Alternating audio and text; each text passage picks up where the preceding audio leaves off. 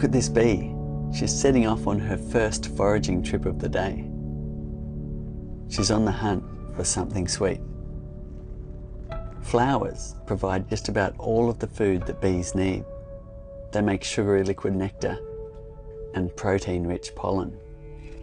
She has a specially evolved tongue called a proboscis, which can be used to slurp up the nectar. The nectar is stored in a special organ known as the honey stomach. Each forager visits up to 5,000 flowers per day. Amazingly, bees can carry their own weight in pollen and nectar and still fly. Bees have evolved to have incredible skills of navigation, visual recognition, communication, and even economic optimization.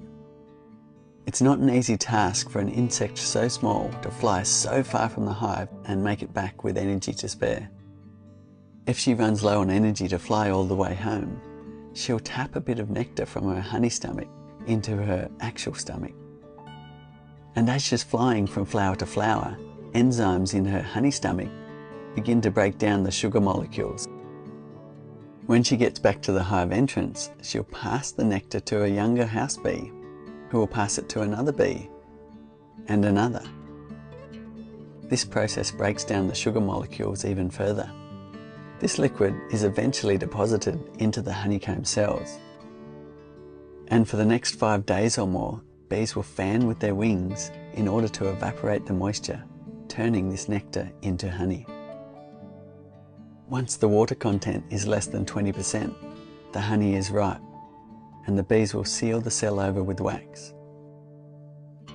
Honey is an important part of a bee's diet, and in times when there are no flowers in bloom, they use these honey stores as an energy source to generate heat and keep the colony alive. Because of its pH and low water content, honey can be stored almost indefinitely without fermenting or spoiling. In fact, 3,000-year-old honey has been found in ancient Egyptian tombs, and it was still perfectly edible.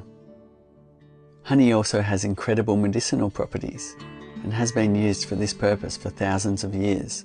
Some research even suggests that beekeepers live longer. A single worker bee lives only from 3 to 6 weeks, and in that time she produces only about 1/12 of a teaspoon of honey. Just 1 pound of this liquid gold is the result of a hive having visited 2 million flowers. To do this, the bees travel a combined distance of a staggering 55,000 miles. That's more than twice around the world. Honey is the only food eaten by people all around the world that is made by insects, and it's such an amazing substance. If we look after the bees, they'll look after us, and the honey really is a sweet bonus.